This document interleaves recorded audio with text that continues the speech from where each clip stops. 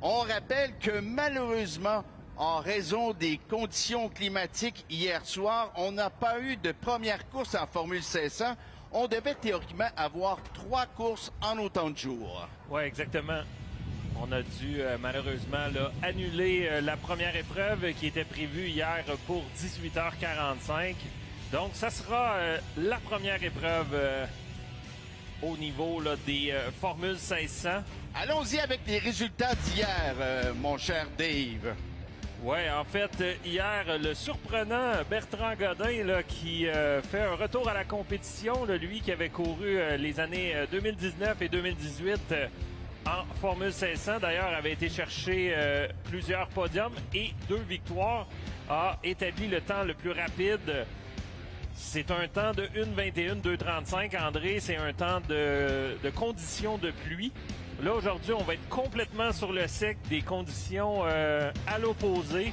Il faudra voir si Bertrand Godin pourra être encore aussi rapide. On le rappelle, Bertrand qui est de retour cette saison ici au Grand Prix de Trois-Rivières. Et je pense qu'il est plus que motivé. On a eu la chance de le suivre sur les réseaux sociaux. Il ne fait rien à moitié, Bertrand Godin. Et absolument. Quand il entre dans la compétition, c'est pour gagner. Exactement, c'est loin d'être un segment participatif, disons. Et il y en a d'autres qu'on va surveiller, dont le vétéran Didier Scranen, qui n'est pas à sa première sortie à Trois-Rivières. Oui, Didier Scranen, là, qui a une fiche assez impressionnante, là, 21 podiums, dont 5 victoires, 6 deuxièmes places. On a été 10 fois 3e et 12 pole positions. Il a commencé l'année très, très fort avec un tour du chapeau du côté du Mont-Tremblant avec 3 victoires en autant de départ. Marc-Antoine Cardin qui, à la fin de la séance hier de qualification et d'essai, a été chercher le 2e temps le plus rapide là, derrière Bertrand Godin. Connor Clombine qui, l'an dernier, avait très, très bien fait, avait été chercher des podiums, la plus haute marche du podium. C'est un habitué des podiums, Clombine, et c'en est un autre qu'il faudra surveiller de façon plus particulière. Oui, assurément. Et il y a un autre pilote là, qui a bien fait, c'est Anderson Knox, oui. La voiture 48. Lui qui est un peu une surprise. L'an dernier en était, je crois, à sa première participation au GP3R et avait eu un petit peu de difficulté à s'acclimater. Et là, on l'a vu aller réaliser le 5e temps derrière Didier Scranen. On a tout de même 12 voitures, une série, une association des Formules 1600 qui est en reconstruction. Et je pense que de belles choses vont s'en venir pour 2025 et 2026. Il y a un engouement là, qui se bâtit là, tranquillement. Là, nouveau promoteur Jacques Deshaies là, oui. qui fait de l'excellent travail. C'est lui qui s'occupe de la Coupe Sentra. Et je pense que c'est un passionné, il est déterminé et très travaillant. J'ai bien confiance que Jacques pourra ramener des voitures sur la grille là, pour 2025 et 2026, assurément. Absolument. J'ai eu un entretien hier, justement, avec Jacques Deshaies qui me disait que dans les puits, on lui donnait une bonne claque sur les épaules et lui dire « Continue ton travail, on sera derrière toi et on espère avoir plusieurs monoplaces sur la grille de départ, justement en prévision des prochaines éditions. » Pendant que lentement mais sûrement, les monoplaces s'amènent non loin du préposé au départ. On va surveiller si tout est fait proprement. Mesdames, messieurs, on se prépare. Et remarquez ce qui va se passer dans la courbe numéro 1 du stade de baseball. Et c'est un départ, mesdames, messieurs. Excellent départ pour Bertrand Godin, mesdames, messieurs, qui prend la tête dès le départ. Didier Scranen, là, qui s'est glissé en 3e place. Exactement. Ça a été plus dur pour Marc-Antoine Cardin. Là, Cardin qui vient de glisser là, aux alentours de la 5e, si j'ai bien vu. Là. Clombine est 2e. Clombine qui sera assurément à surveiller, qui est le coéquipier de Bertrand. Bertrand Godin qui... Oh, on le voit à l'intérieur du côté de Didier Scranen. Il se ravise. Marc... Oh, ça passe! Marc-Antoine Cardin là, qui va vouloir améliorer son sort. Lui qui a est probablement déçu du départ qu'il a connu. Là. On sait que c'est un pilote, Marc-Antoine, qui a connu beaucoup de succès ici avec plusieurs podiums. Et James Lindsay, lui, qui a flirté avec les pneumatiques à la sortie du 6. Oh, attention! Est-ce que Bertrand va reprendre les commandes? Oui! Bertrand Godin qui reprend les commandes. Et juste à l'arrière, dans les rétroviseurs, Connor Clobine. Le vétéran contre le jeune pilote. On voudra assurément pour Clonbine aller répéter l'exploit de l'an dernier là, à cette première course des Formules 1500 là, du côté de la 54e édition du GP3R. Et André, depuis 1968 que la Formule 1500 est du côté de Trois-Rivières, c'est la série qui a le plus de présence en piste sur le circuit urbain de Trois-Rivières. Et là, il y a une voiture, j'ai l'impression qu'il y a des petits problèmes à la sortie. On est sur du Carmel présentement. Et là, Clonbine qui a perdu une position. Didier maintenant deuxième, Didier Scrannon. Et j'ai l'impression que Bertrand Godin, on l'aperçoit à l'écran. Marc-Antoine Cardin, là, je reconnais le casque rose. Alors, les flaggeurs qui vont à sa rescousse s'informer, s'enquérir de la situation. Il semble stopper à la hauteur du boulevard du Carmel le drapeau jaune qui est hissé. On agite même 2 drapeaux pour être certain que les pilotes voient bien. Voiture de tête qui se pointe. Et si on regarde un peu, là, André, au niveau des temps, hier, on a fait une 21-235 pour Bertrand Godin. Et là, on roule en une, si j'ai bien vu, une 15-475 là, pour Bertrand. C'est quand même un bon rythme pour Bertrand Godin, lui qui a également couru en Indy Light. Oui, il a une belle carrière pour ceux qui auraient de l'intérêt pour le sport motorisé québécois. Il y a une biographie qui est disponible sur la carrière de Bertrand Godin et il l'a pas eu toujours facile. On a tout misé sur la course automobile pour Bertrand Godin. Un ancien membre de la filière Players. Oui, il est arrivé à la fin de cette fameuse filière là, qui a été une pépinière à talent au Québec. Là. On a plusieurs pilotes qui ont passé par là, notamment Alex Tagliani, Patrick Carpentier, pour ne nommer que ceux-là. Mais Jacques Villeneuve. Claude Bourbonnais. On a Bertrand Godin. Alors, reprise, on va voir ce qui s'est passé exactement. Oh! Oh, oh, oh! Et... Oh là, c'est quasiment un triple contact. Il y aura beaucoup de dommages là, sur la voiture 10. Là. Et tout ça à la sortie de la porte du Plessis. Malheureusement, ça avait manqué à notre attention, mais merci à l'équipe de production pour nous permettre de voir ce qui s'était passé exactement. Donc, les équipes sont à pied d'œuvre afin de retirer les 2 monoplaces. Heureusement, pas trop de casse. Les 2 pilotes qui semblent bien sur pied. Peut-être, il y en a un là, qui semble indiquer peut-être un petit malaise au niveau de l'épaule. Alors, neutralisation. Bien dommage, là, parce que pour Anderson Knox, la voiture 48, la voiture toute bleue, là, on avait quand même fait un excellent temps hier du côté de la qualification.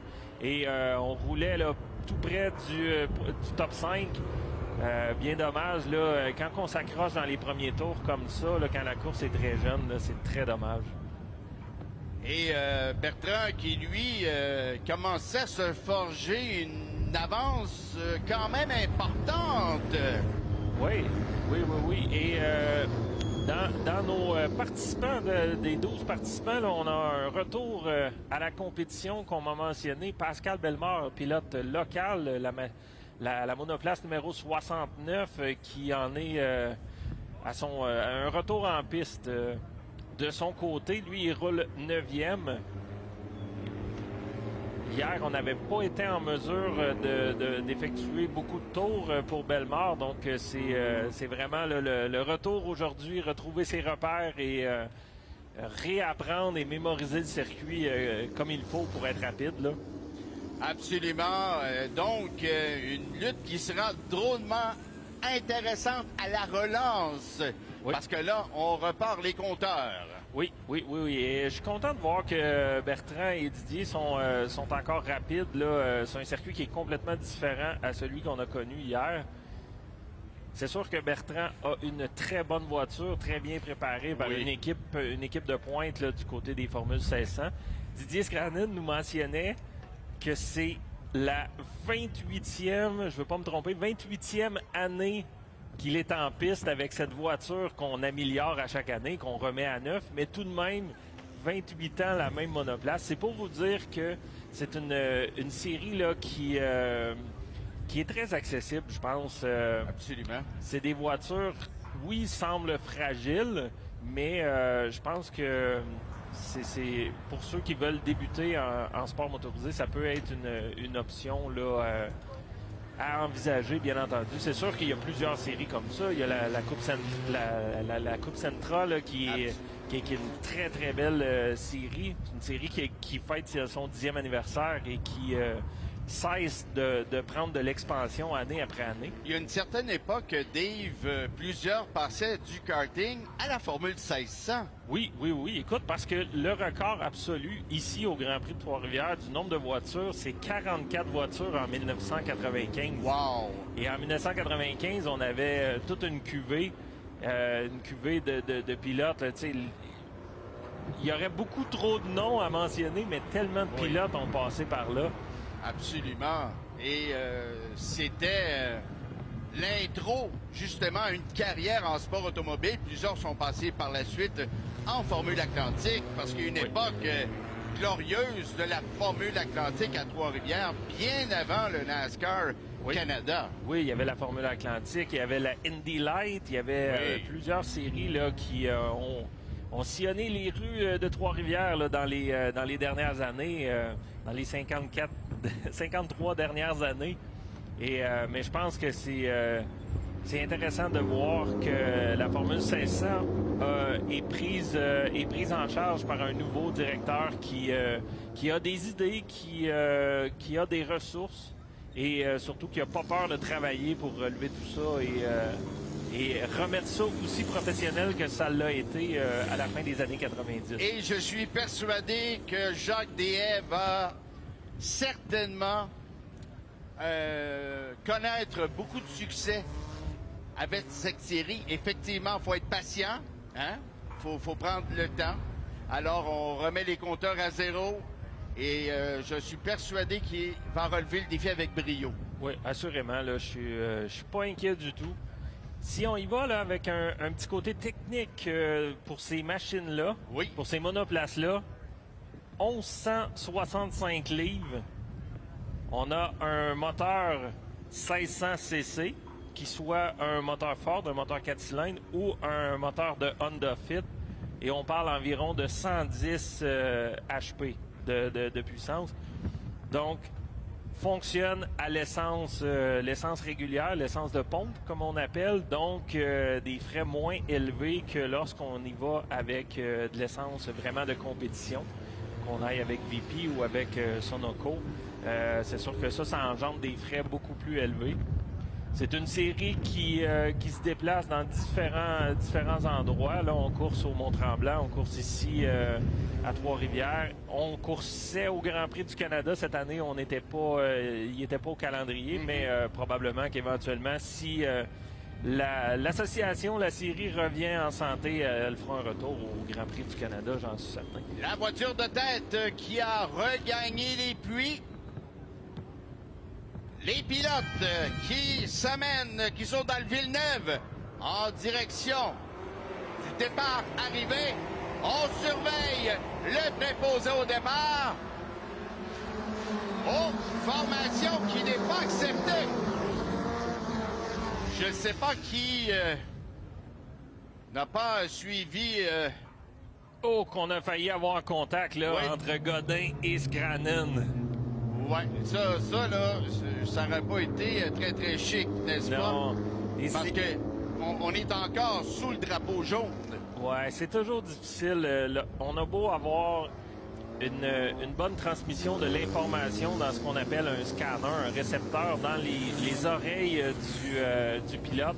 Mais généralement, là, en tout cas, parlant d'expérience, parce que je l'ai vécu, parfois l'écouteur bouge un petit peu, des fois ça griche un peu, on a le son du moteur de l'autre voiture et des fois c'est les consignes, on les reçoit, mais si... On n'est pas certain de l'information. On n'est pas certain et des fois, ben, tu sais, c'est dicté par des humains et puis des fois, ben, ça va vite, tout va très vite aux courses, donc... heureusement, ben, il n'y a pas eu de contact. C'est ça qui est l'important dans toute cette histoire-là, c'est que les deux pilotes aient réussi à éviter le contact et on va se replacer comme il faut et on va être prêt à retourner aux courses. Alors, je ne sais pas si notre collègue Tania est dans les puits.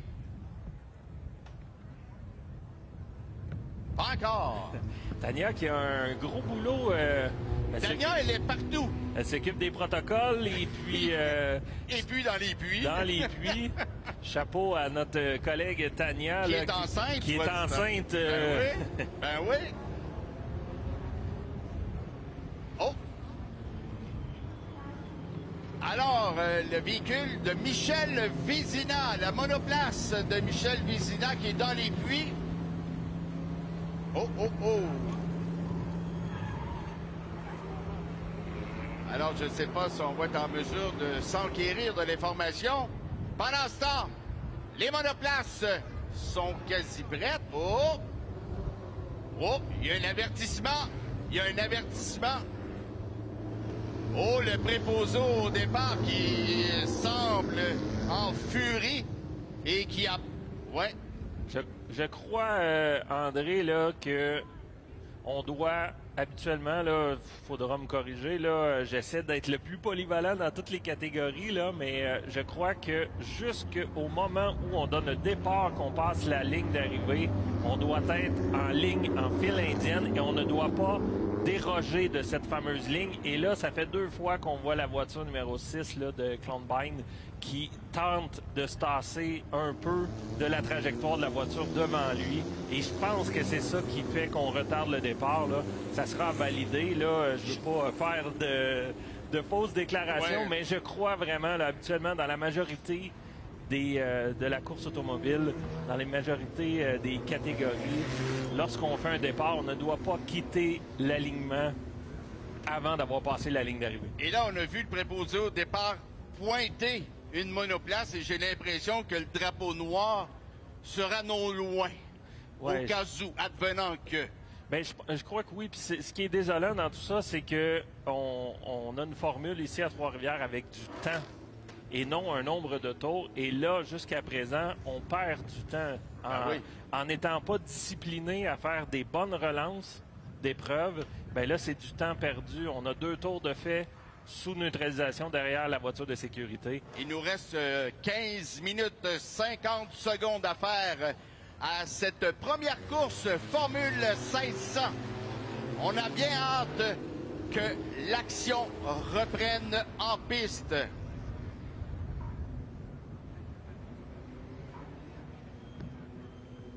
La voiture de tête qui regagne les puits. Tentative numéro 3. Est-ce que ça sera la bonne, André? J'espère que oui. On a bien hâte que l'action reprenne. J'en suis persuadé que c'est le cas identique pour les nombreux spectateurs qui sont parmi nous aujourd'hui. Magnifique journée. On regarde si on va respecter la ligne. Ça semble être bon. Et oui, c'est bon! Et c'est reparti. Attention! Didier Scranen qui tente. L'intérieur, mais se remise. Bertrand Godin toujours aux commandes.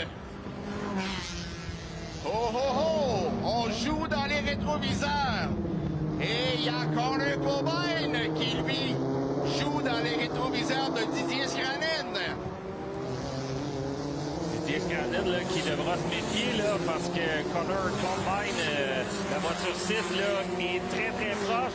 Et lorsque deux voitures se disputent une position, ben là, ça permet au pilote devant de s'éloigner quelque peu. Clobine qui se ravise, voulait faire l'intérieur à Didier Scranen. Toujours Bertrand Godin aux commandes. Il jette un coup d'œil à l'arrière. Il ne semble pas embêté. Et justement, il va à son maximum. Et attention, le vétéran Didier Scranen, qui en a vu d'autres, tente, mais se ravise. Tente l'intérieur, mais se ravise. Les trois premières positions là, qui se détachent tranquillement là, du reste du peloton. Godin, Scranen et Clombine. Exactement.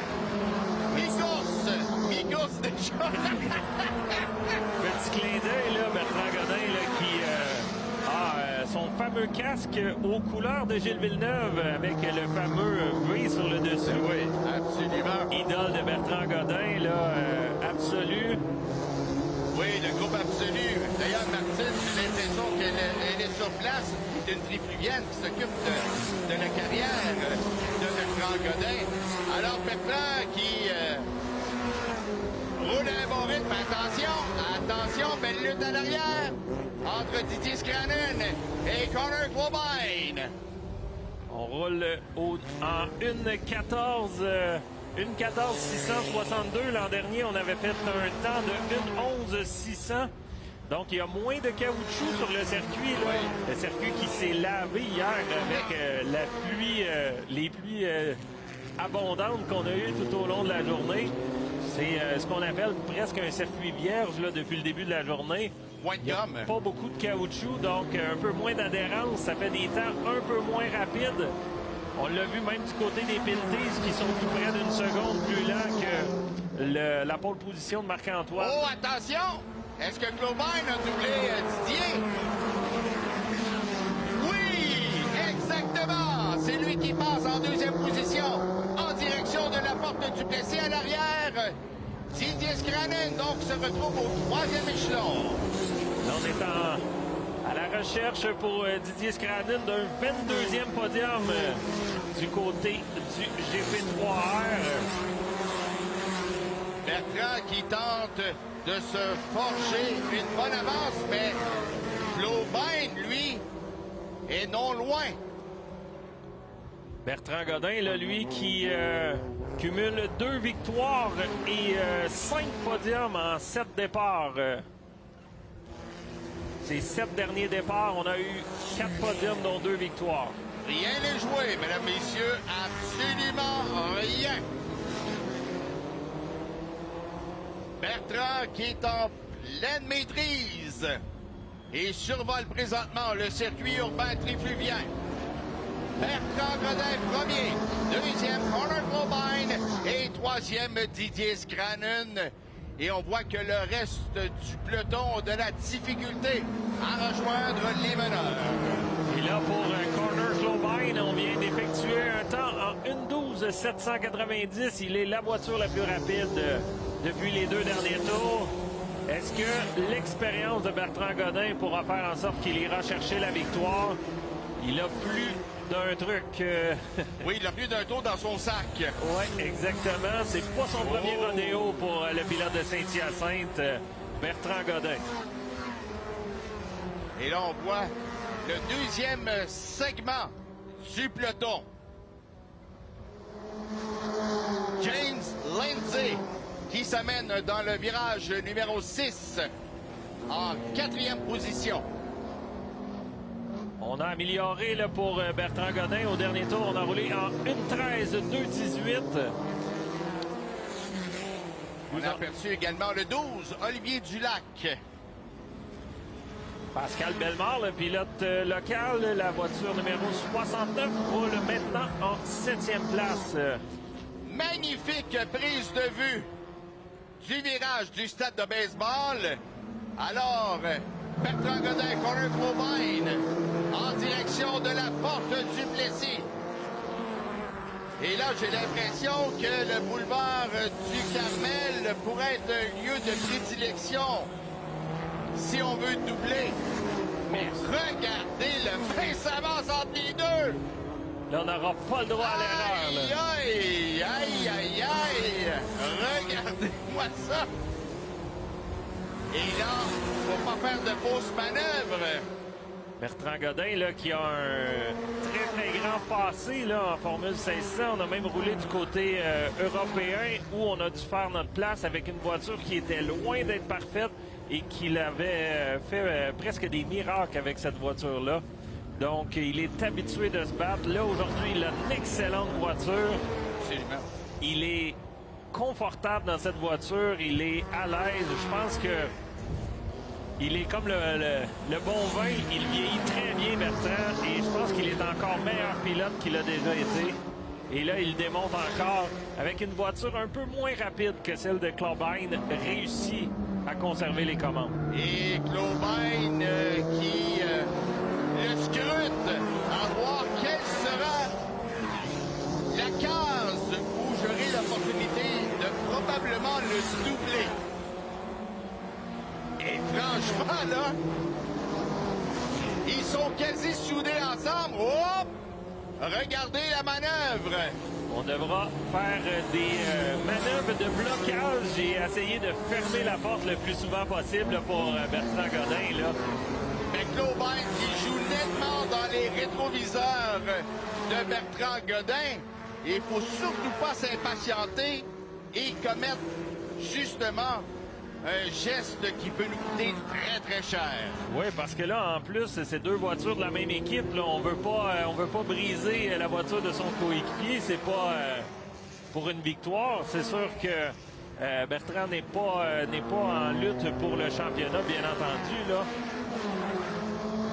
Mais ce serait désolant que les deux se retrouvent dans le muret de béton. Oui, et c'est certain qu'il ne doit pas avoir de consigne. Oh, là, je pense que... Attention, est-ce que Clubbein va prendre les commandes?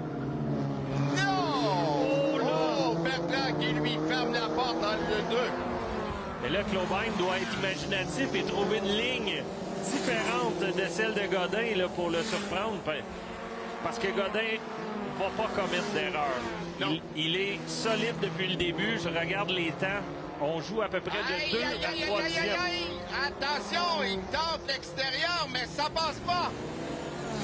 Il est comme une horloge, notre ami Bertrand, là, pour l'instant. Là, comme je le mentionnais là, avant ton intervention, ses temps jouent entre 1:13 411 et 1:13 2:18. Là. Il n'y a vraiment pas un gros gap entre son meilleur et son pire temps. Là. Donc, ça prouve à quel point il est régulier et constant derrière le volant. 6 minutes 30 à faire à cette épreuve Formule 1600, la toute première de cette 54e édition du Grand Prix de Trois-Rivières. Et les deux qui se suivent de très près. Il nous donne tout un spectacle. On a 0.107 millième entre les deux voitures. Ça veut dire qu'il y a à peu près un paquet de feuilles de cartable entre les deux. Regardons ce que les deux pilotes vont faire dans le long du boulevard du Carmel. Oh là, Clubbein. on a changé un peu de ligne là, pour Bertrand. On n'a pas le choix. Là. Bertrand qui reste à l'intérieur. Oh, est-ce que Clubbein il va à l'extérieur? Attention! Oh là, je pense qu'on a eu une meilleure sortie pour Clubbein. On est côte à côte, mesdames, messieurs. Clubbein et Bertrand Godin côte à côte. Clubbein qui fait l'intérieur à Bertrand Godin. Heureusement, c'est fait proprement. On est dans le Ryan. Et des fois, là, d'être aux avant-plans, d'être le premier, c'est pas toujours un avantage parce qu'on n'a aucune idée. Ben, pour Bertrand, là, on le voyait dans les rétroviseurs là, un peu, là, mais on ne sait pas tout à fait comment l'autre voiture va travailler et va nous surprendre. Donc, des fois, c'est plus dur, c'est plus un enjeu de se faire courir après et non de courir après le pilote. Et il y a Didier, lui, qui a perdu un peu de temps là, depuis cette bataille féroce entre les deux. Ouais, Didier qui n'a pas été en mesure là, de vraiment profiter de cette situation-là, alors qu'on a une machine retardataire là, devant les meneurs. Machine numéro 2, si je vois bien. Exactement.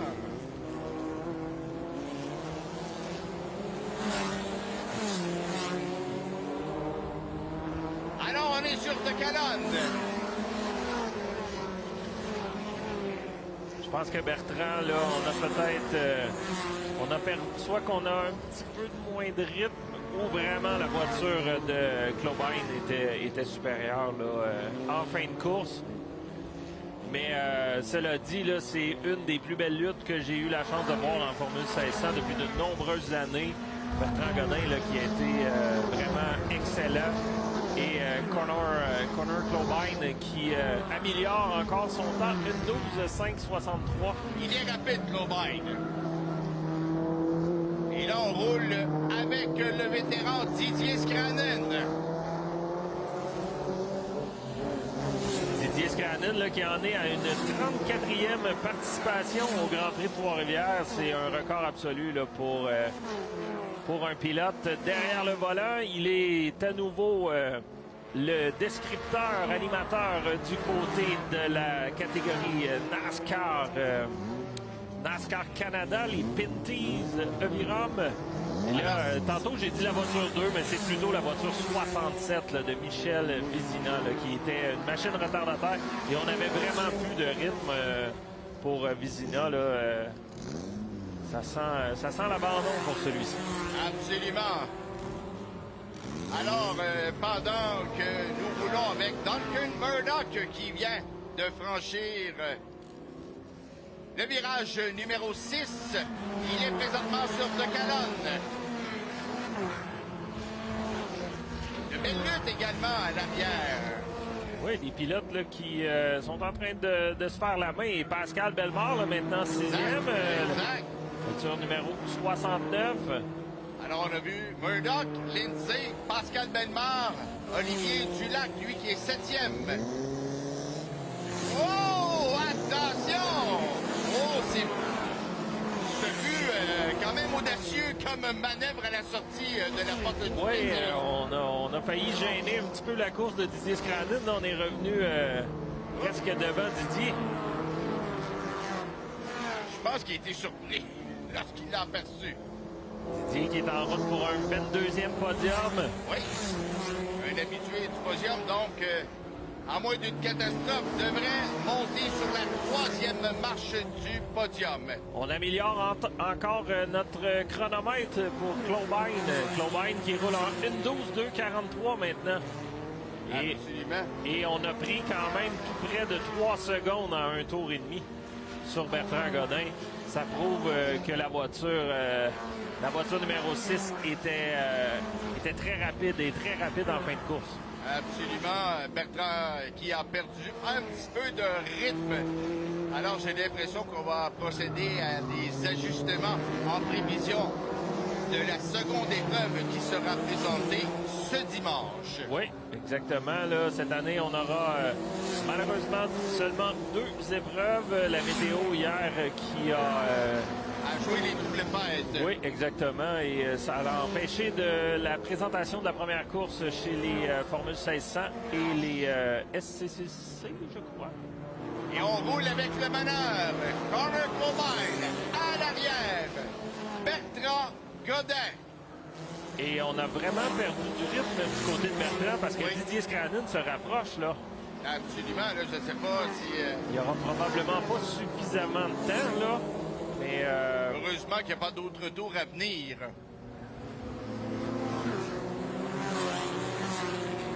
Est-ce qu'on va déployer le drapeau à damier? Et, mesdames, messieurs, on confirme la victoire de Connor Clobine.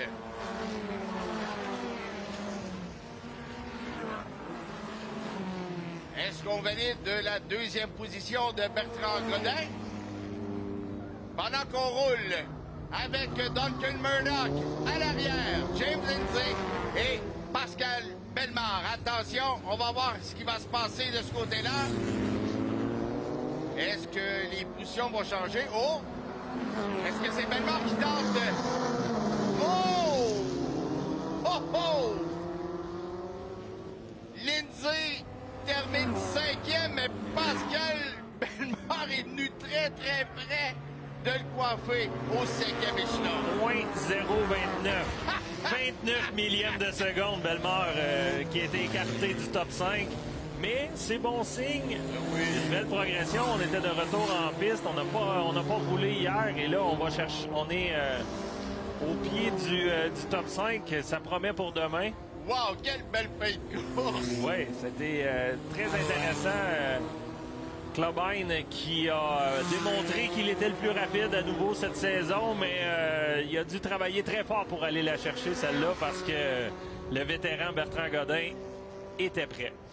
Faut dire que Clubine a littéralement survolé le circuit trifluvien lors des derniers tours. Bravo au vétéran Bertrand Godin.